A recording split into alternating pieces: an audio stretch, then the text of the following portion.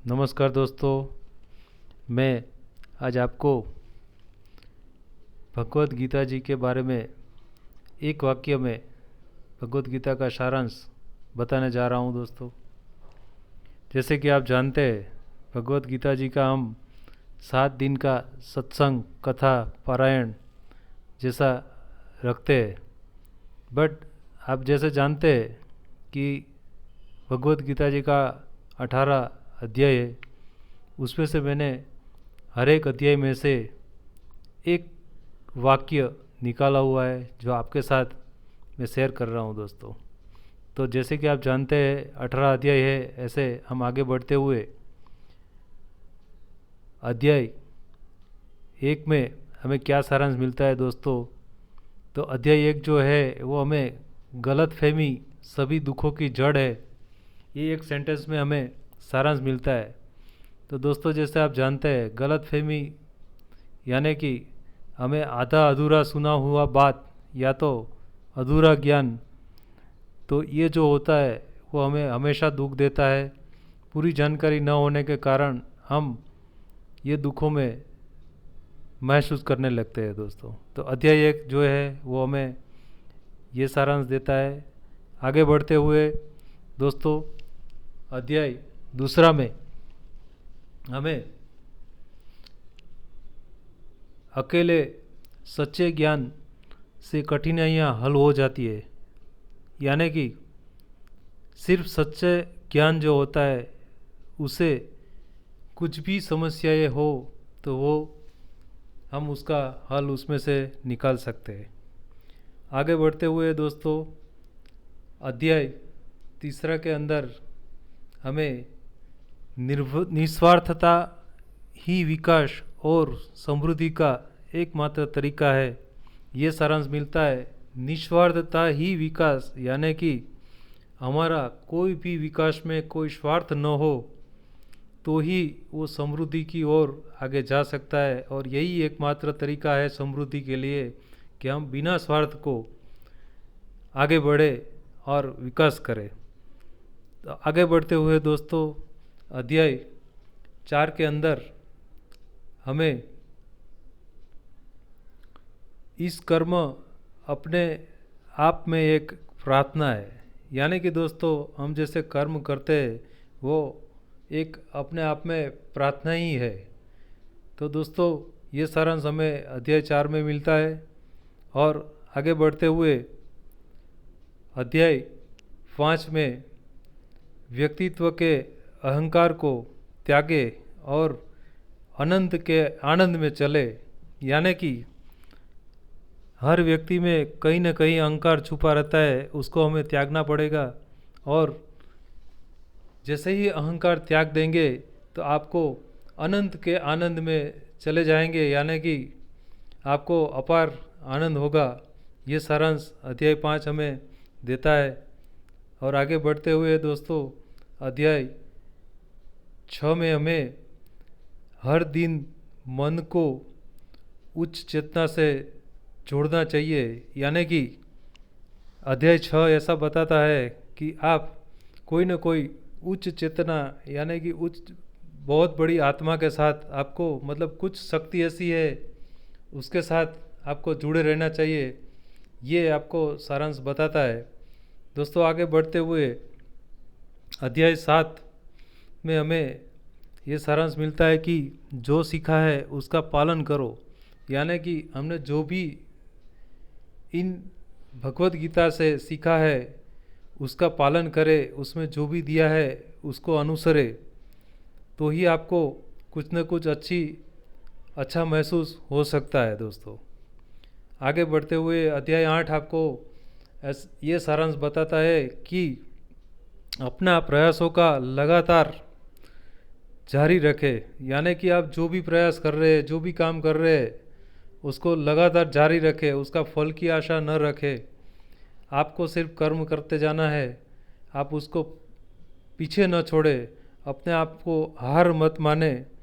एक न एक दिन आपको ज़रूर उसका सफलता मिलेगी। तो दोस्तों अध्याय 8 जो है हमें ये बताता है कि लगातार आपको प्रयास करते रहना चाहिए, पीछे नहीं हटना चाहिए। और आगे बढ़ते हुए अध्याय 9, आप पर बरस रहे आशीर्वाद के लिए भगवान की कृपा को समझे। जैसे ही मैंने आपको बताया अध्याय 8 में, ऐसे ही आपको लगातार प्रयास करता रहना चाहिए। ऐसे ही अध्याय 9 का सारांश ये है कि आपके ऊपर हमेशा आशीर्वाद भगवान का बरसता रहता है, आपको उसकी कृपा ही है आपके ऊपर, ये समझ लेना चाहिए। जितना जल्दी आप समझेंगे कि आपके ऊपर भगवान की कृपा बहुत ही है, इतना जल्दी आपको सुख मिल सकता है दोस्तों। और आगे बढ़ते हुए अध्याय 10 में आपको उसका सारांश, अपने आसपास की आध्यात्मिकता को महसूस करें। यानी कि दोस्तों अपने आसपास की ओर, यानी कि आपको एक ध्यान होकर आप सोचेंगे, आध्यात्मिकता की ओर सोचेंगे, तो आपको जब भी एक ध्यान करेंगे तो कुछ न कुछ महसूस होता है, अच्छा ही महसूस होता है। यानी कि आपको कुछ भविष्य के बारे में भी पता चलता है और अच्छा कुछ महसूस होता है, क्या होने वाला है क्या नहीं होने वाला है ये भी पता चलता है। तो अध्याय 10 जो है हमें एक वाक्य में यही सारांश देता है कि अपने आसपास की आध्यात्मिकता को महसूस करें। यानी कि हमारे आजू बाजू में जो भी ईश्वर की लीला हो रही है वो सबको हमें महसूस करना चाहिए दोस्तों। आगे बढ़ते हुए अध्याय 11 में सच जानने के लिए पर्याप्त आत्मसमर्पण स्वीकार करें। यानी कि आपको जो भी जानने का है उसके लिए आपको पूरा समर्पण का स्वीकार करना चाहिए दोस्तों। जब आप आत्मसमर्पण कर देते हैं तो आपके साथ कुछ न कुछ अच्छा ही होता है और अपने आप को कुछ न कुछ आपको ईश्वर यानी कि आध्यात्मिकता के अंदर जो भी आप समर्पण करते हैं उसका अच्छा ही इनाम मिलता है, या तो आपके साथ कुछ न कुछ अच्छा होता है दोस्तों। इससे आगे बढ़ते हुए अध्याय 12 में अपने मन को भगवान से जोड़े रखें। यानी कि ये एक वाक्य हमें ये बताता है कि हमें निरंतर भगवान के साथ जुड़े रहना चाहिए दोस्तों। अगर आप भगवान के साथ जुड़े रहेंगे तो आपको गलत सोच आएगी ही नहीं आपके मन में, और आपको हमेशा आप आगे ही बढ़ते जाएंगे। तो दोस्तों आगे बढ़ते हुए अध्याय 13 में आपको खुद को माया से अलग कर अध्यात्म से जुड़े रहना चाहिए। यानी कि जैसे कि आप जानते हैं लोग अकेले आते अकेले जाते, बीच में माया ही आ जाती है। तो अपने आप को खुद को अकेला समझकर माया जो भी आपको लग रही है उसको आप छोड़ दीजिए, उसको अलग करिए और आध्यात्म के साथ जुड़े रहिए, ताकि आपको अलौकिक आनंद होगा दोस्तों। ये हमको अध्याय 13 का सारांश यही एक वाक्य में समझाता है। अध्याय 14 का सारांश जो ये है कि अपने जीवन लक्ष्य के अनुसार अपनी जीवन शैली को रखें। जैसे कि दोस्तों आपने कुछ न कुछ लक्ष्य रखा होगा, उसके अनुसार अपनी जीवन शैली को बनाए रखें और उसके आगे ही देखे, दूसरा न सोचे, तो आप निश्चिंत रूप से आगे बढ़ सकते हैं दोस्तों। तो यही अध्याय 14 आपको सारांश एक वाक्य में देता है। आगे बढ़ते हुए अध्याय 15 में आध्यात्मिकता को प्राथमिकता दे। यानी कि अध्याय 15 में हमें ये सूचित किया जाता है कि आप प्राथमिकता किसको दे रहे हैं। आध्यात्म को छोड़कर दूसरे को, भौतिकता को अगर देंगे तो दुख ही दुख मिलने वाला है। अगर ईश्वर रूप में आप निरंतर उसका प्राथमिकता देने लगेंगे, आध्यात्म की ओर रहेंगे, धर्म की ओर रहेंगे, तो आपको निश्चित रूप से सुख ही मिलेगा, आनंद ही मिलेगा। यही अध्याय 15 आपको एक वाक्य में बता रहा है। और आगे बढ़ते हुए अध्याय 16 एक वाक्य में यही बोलता है कि अच्छा होना अपने आप में एक इनाम है। यानी कि अगर आप अच्छे ही हैं तो सबसे बड़ा इनाम आपके लिए और कोई हो ही नहीं सकता।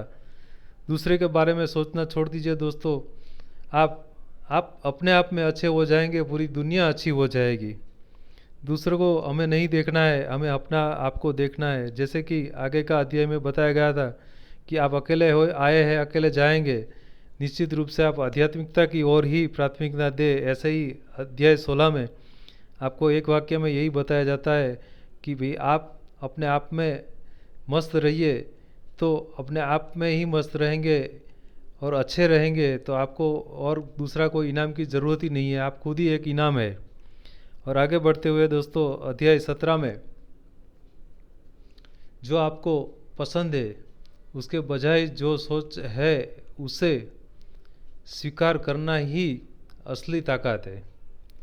जो आपको पसंद है उसके बजाय जो सच है उससे स्वीकार करना ही असली ताकत है। यानी कि आप जिसको पसंद करते हैं उसके बजाय जो सच है, यानी कि जो सच है उसका स्वीकार करें।